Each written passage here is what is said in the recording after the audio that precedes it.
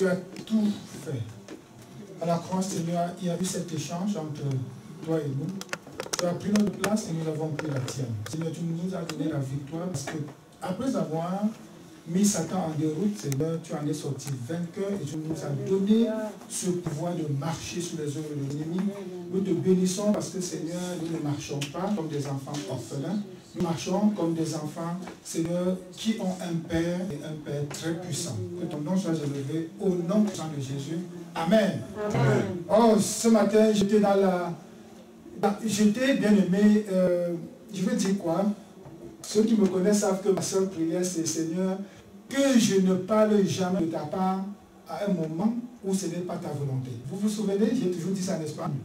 C'est ma seule prière. Si vous priez pour pasteur Théo, dites toujours, Seigneur, donne-lui le message qu'il faut. Parce que moi, j'ai mal quand je finis le message et le Saint-Esprit me dit, ça c'est un message pour le mois passé. Je dis, oh Seigneur, ça c'est un message pour la semaine prochaine. Je dis, oh, je suis comme triste. Mais quand il me rassure que c'est le message pour aujourd'hui, bien aimé, vous allez voir, je peux parfois en prêchant pleurer. Sachez que c'est le Saint-Esprit.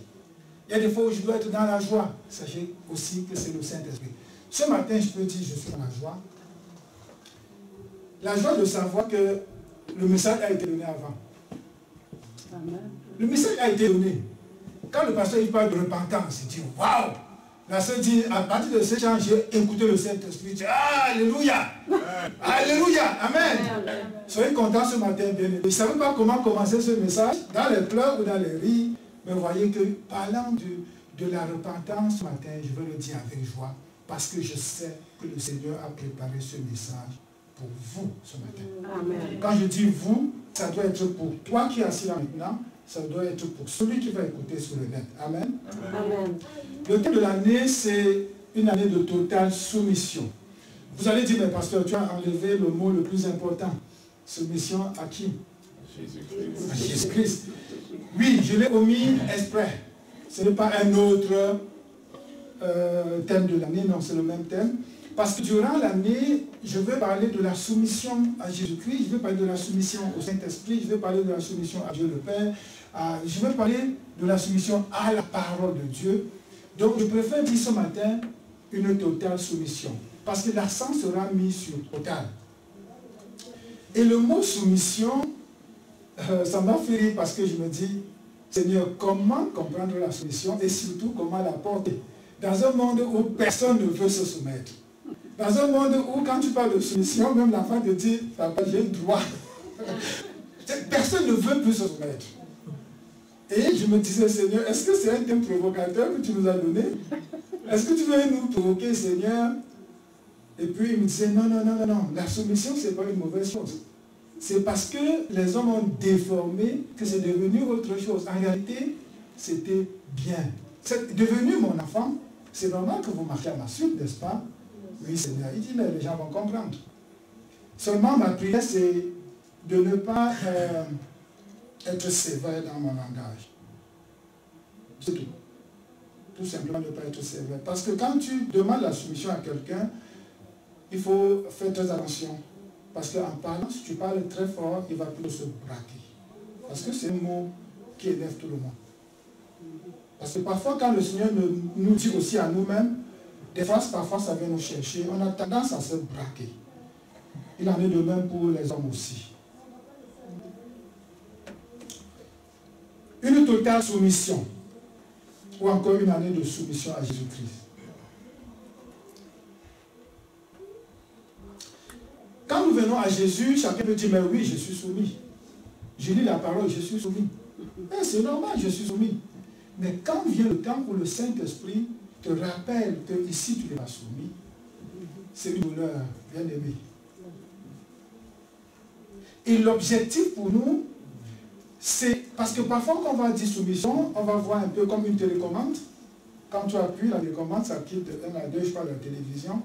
On va dire, oh, mais oui, c'est soumis à la loi de, je ne sais pas comment on appelle ça. Okay? La soumission, ce n'est pas que Dieu te téléguide, le Saint-Esprit te téléguide. Non, non, non. La soumission, c'est que le Saint-Esprit te dit, fais ça. Tu dis, ben, j'ai compris et je le fais. Si te dit, fais ça et tu n'as pas compris et tu ne le fais pas, c'est pas ça la soumission.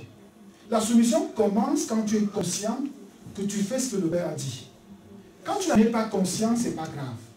Mais quand tu es conscient, tu n'obéis pas, ça c'est de la rébellion. Et le Saint-Esprit va vouloir t'amener à obéir. Je vais parler un peu d'un film que j'ai regardé récemment avec ma femme et 2-3 autres couples, amis à moi. Ça m'a vraiment marqué, ça m'a permis de voir comment Dieu amène ses enfants à être conscients de leur rébellion et la soumission qui en suit. C'est-à-dire le fait de revenir. C'est un film chrétien, nigérien. C'est un couple pastoral. Il rentre aux États-Unis et le pasteur se rend compte que sa femme a changé complètement d'accoutrement. Elle ne s'habille plus comme d'habitude. Et un jour, elle enseigne les femmes à l'église. Un jour, le pasteur n'était pas lui-même conscient. Il commence à faire des rêves où le Seigneur lui montre comment il travaille, mais c'est vain. Un oncle vient lui parler aussi, tu ne vois pas ceci. Il ne voyait pas, c'est pas clair. C'est quand une fidèle arrive chez lui un soir pour chercher sa femme, et elle lui dit une chose, une deuxième, le pasteur se rend compte que elle est en train de dire des choses anormales. Ah oui, pasteur, bonjour pasteur. Hey, bon, ma femme et moi, nous avons aimé le message de dimanche passé. Oh, il était tellement content. Le pasteur dit, attends, dimanche passé, elle dit oui, il dit, mais ton mari n'était pas à l'église. Elle dit, ah non, dimanche je suis passé, pasteur, ça ne fait même pas 2 semaines. Je dis, hey, de quel mari parles-tu? Ton mari, oui. Ça fait peut-être 3 mois que je n'ai pas fait à l'église. Elle se ressaisit. Et le pasteur lui dit, tu voulais cacher une vérité, n'est-ce pas? Elle dit, oui, pasteur, c'est que depuis un temps là à la maison, ça ne marche pas, ça ne va pas, vraiment entre nous, c'est difficile et tout ça. Le pasteur lui dit, comment veux-tu que ça marche? Avec cet habillement que tu as là, comment penses-tu que ton mari peut te suivre à l'église avec ça? C'était la 3e chose que le Seigneur utilisait pour ouvrir clairement les yeux du pasteur. Et la femme lui répond, mais avant de me dire ça, pasteur, commencez par votre femme. Elle s'habille comment? Ça tique maintenant dans son esprit.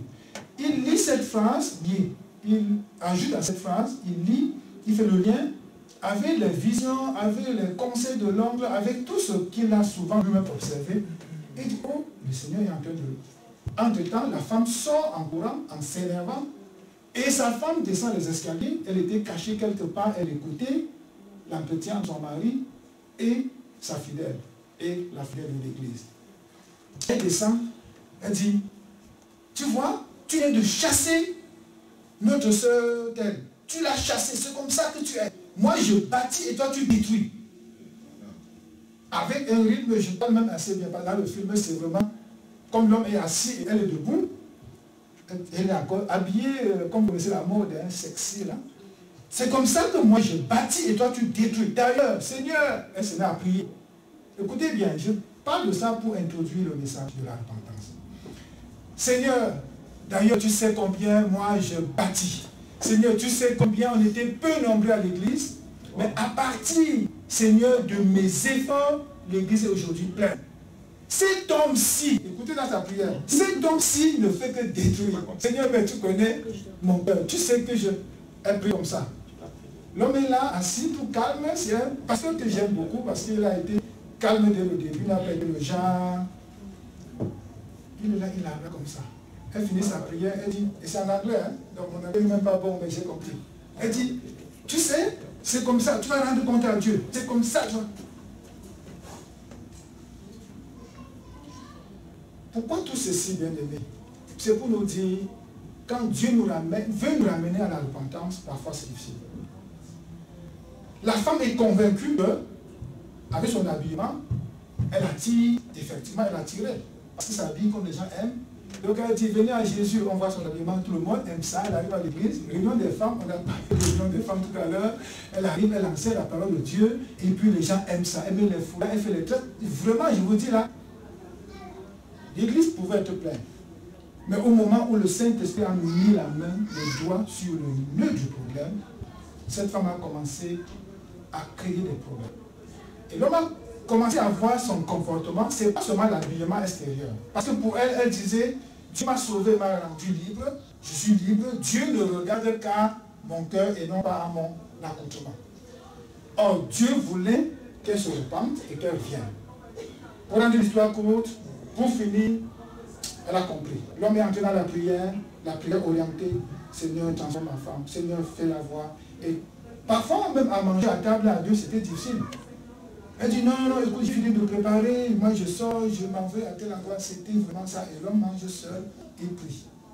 Pour finir, le Saint-Esprit a touché la femme, je ne sais pas comment, elle s'en est rendue compte. Ce qui m'a plu, et c'est pour cela que j'en parle, c'est qu'elle s'est repentie. Elle a dit, Seigneur, pardonne-moi. Un soir, son mari est là, elle s'habille normalement. Vous voyez des pagnes africaines là. Elle revient bien habillée correctement, son mari dit, wow. Elle dit, oui, j'ai changé. Le Seigneur m'a parlé. Elle dit quoi? Il dit, le Seigneur lui-même m'a parlé. Elle a complètement changé. Et à l'église, c'était la grande joie. Donc c'est pour nous dire, quand le Seigneur veut nous changer, quand il nous dit des choses, bien aimés, ne nous braquons pas. Si on se braque, ça va être très difficile de changer. Amen. Amen. Et le thème de la soumission, pour certains, ils vont se dire, nous, Africains, c'est facile de se soumettre. Parce que déjà, dans notre culture, dans notre éducation, l'enfant naît sachant qu'on va respecter l'aîné. L'enfant naît sachant que si l'adulte parle, je comprends. Donc, je me soumets aux adultes. Dans la société, je me soumets. Et ceux qui sont nés ici vont dire, mais regardez nos enfants, ça se voit très rapidement qu'ils ne se soumettent pas. Ça se voit. Est-ce que la soumission ici doit être culturelle, bien aimé? Non. Ça ne doit pas être culturel. Oui, tu peux avoir des petits avantages parce que dès ta naissance, tu as appris à écouter ton père. Et pour les femmes que vous êtes, vous avez été habitués à des hommes qui vous disaient quoi faire. Vous le faisiez même sans comprendre. N'est-ce pas? Ça peut être un petit plus, mais ce n'est pas ça que Dieu veut. Et plusieurs ont même, certains hommes de Dieu ont même déformé un peu en disant, quand la parole de Dieu nous dit, femmes, soyez soumises à votre mari, c'est plutôt, femme, sois sous la mission que moi, l'Éternel, j'ai donné à ton mari. Toujours parce qu'on veut tourner pour que le mot soumission ne soit pas le mot qu'il faut. Et je veux faire une différence entre soumission et obéissance. Ok? Soumission et obéissance, c'est très différent. Tu peux être obéissant sans être soumis. Ok, la soumission, c'est la parole nous parle d'une vertu. C'est-à-dire c'est quelque chose que tu as et que c'est en toi, tu le vis de manière normale. Je le vois très souvent avec le Saint-Esprit. Ok? Je sais que parfois quand le Seigneur me dit une chose et que j'ai bien comprise, je me lance les yeux fermés. C'est pas là que je reconnais la solution. Quand tu commences à dire, peut-être, Seigneur, oui, j'ai compris, mais attends un peu demain, attends que je consulte mon père, ma mère, ça commence à être la rébellion. Si même plus tard tu te soumets, ce n'est plus vraiment ça la soumission. Le Saint-Esprit nous demandant de faire une chose, on devrait le faire automatiquement. C'est ça l'idée de soumission. Mais devrais-je me soumettre à quelqu'un qui m'amène à la perdition? La réponse est non. Un père violent, s'il me fait du mal, et il va encore me faire du mal, je dois fuir. On va pas dire, oh voilà, oui, Dieu m'a dit de soumets-toi à ton père, oh non, ne soumets-toi, je viens et il me tue. Non, je dois fuir. Un pasteur qui vous amène à la dérive, il vous dit, écoutez, vous savez quoi, Dieu c'est la grâce, ne priez même pas, parce que Dieu connaît votre cœur, habillez-vous comme vous voulez, je parle un peu même le contraire de ce film, faites comme vous voulez, et ne le suivez pas, ne priez pas, non, je dois prier, même si c'est mon pasteur qui l'a dit, je dois prier, pourquoi? Parce que c'est la soumission au Saint-Esprit, d'où la nécessité d'être en relation avec Dieu, de savoir ce que Dieu veut que tu fasses, et ainsi tu pourras bien aimer te soumettre assez facilement. Alors c'est une série de messages, 3 ou 4 messages, que j'intitule « Sur le chemin de la totale soumission ». Le mot total, je l'ai dit, il est important. Parce que si tu te soumets à moitié, ça ne marche pas. Ça doit être total. De la même manière qu'une soumission est totale, une repentance doit être totale. Je fais souvent rire en disant à ma femme, je ne suis pas d'accord avec ton pardon. Elle dit, oh, mais j'ai dit pardon. Je dis, non. Ton pardon que tu as dit, c'est pour me faire taire. Quand je commence à discuter fort, il dit, ok, excuse-moi. Je dis, non, je n'accepte pas. C'est pas ça. Elle dit, oui, parce que tu veux démontrer. Elle dit, oui, viens t'asseoir. Je vais te démontrer. Ah oui, tu n'as pas raison. Je vais te démontrer, ma femme. Elle dit, ok, j'ai dit, excuse-moi. Elle dit que non, c'est pas ça. Parce que quand tu dis, excuse-moi, pardonne-moi, ça va être total. Que je reconnais que j'ai mal fait, je reconnais que je me suis trompé, je me réponds, excuse-moi. C'est comme ça que le Saint-Esprit veut. Une année, je me suis énervé quelque part, je suis entré, j'ai raconté à deux frères, une soeur et un frère, mon histoire, j'étais énervé, je suis parti. Ils m'ont dit, mais frère, ça c'est l'orgueil. Je dis, non, c'est pas l'orgueil, c'est pas l'orgueil, j'avais raison. Le même soir, j'arrive à la maison, je me mets à genoux, je dis, Seigneur, je dis, orgueilleux. Ça a tourné dans mon cœur, orgueilleux. Très fort comme ça. Vous croyez que j'ai fait quoi? J'ai pleuré, j'ai dit, Seigneur, pardonne-moi. Et le lendemain, j'ai laissé les frères et les soeurs pour leur dire, vous avez raison. C'était de l'orgueil. C'est ça la soumission, bien-aimé. Ce n'est pas la soumission à un homme. Ce n'est pas la soumission à ton mari. Ce n'est pas la soumission à ta femme. Pas du tout. Le Saint-Esprit te dit, fais-le. Regardons un peu cette image que j'ai déjà présentée. Je vais me situer dans la soumission à ce niveau-ci. Ici. Parce que ne connaissant pas le Seigneur, par sa grâce, nous avons été avec lui à la croix. Par l'œuvre de la croix, par la foi, nous nous retrouvons dans la vie éternelle, ce côté-ci.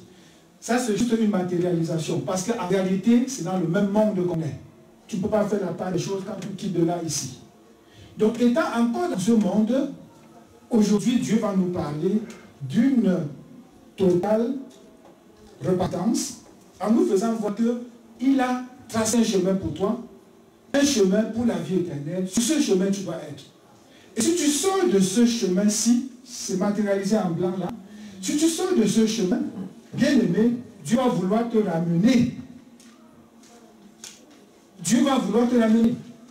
Donc il y aura repentance dans le sens de le païen qui se repent pour venir à Christ, mais il y aura repentance pour toi qui es déjà chrétien, placé sur ce chemin, mais qui par la rébellion ou par autre chose te retrouve du côté gauche, du côté droit de la ligne que Dieu a tracée, ou encore pour toi enfant de Dieu qui vit par l'esprit et qui fait tout pour marcher sur ce chemin, mais que tu te mets soit en avance ou en arrière de ce que Dieu veut que tu fasses ou que tu sois. Donc l'objectif c'est d'être au beau endroit. Ni devant ni derrière. Si Dieu te dit fais-le demain, tu le fais aujourd'hui, ça Dieu va te dire repens-toi. S'il a prévu que tu fasses une chose maintenant et tu renvoies à demain, tu dis Seigneur, merci, j'ai compris, je suis d'accord, mais je le ferai l'année prochaine. Tu es dans la rébellion, Dieu va te dire repens-toi. Je situe tout ça pour que chacun se retrouve dans le message bien-aimé. Le titre de ce message aujourd'hui, le chemin numéro 1. On a dit sur le chemin de la totale soumission. Une totale repentance. La repentance aujourd'hui doit être totale. Ce n'est pas le genre, oui, j'ai compris Seigneur, mais je veux faire un peu. Si Dieu te parle ce matin de la repentance, bien aimé, écoute bien, ça ne doit pas être à moitié. Ça doit être dans un domaine précis où Dieu te dit. Ce n'est pas forcément moi qui le dis. Ce n'est pas forcément ton frère ou ta soeur. Dans ce message, dans tout ce qu'on a dit dès le commencement, Dieu a certainement déjà pointé quelque chose dans ta vie où il dit, là, repens-toi. Et dis-toi, Seigneur, cette repentance doit être totale. Pas de repentance à moitié, bien-aimé. Et j'ai pris pour cela un texte où la repentance est un peu cachée. Je l'ai pris exprès.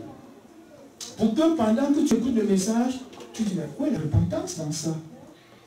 Qui peut voir la repentance dans Jacques 4, verset 7? On ne se voit pas à l'œil nu. Mais nous allons aller petit à petit chercher à voir. La couleur n'est pas bonne. Est-ce qu'on peut le lire au tableau? Super. Jacques 4, verset 7. Soumettez-vous donc à Dieu, résistez au diable et il fuira loin de vous. Ça, c'est trois à quatre messages sur lesquels je vais parler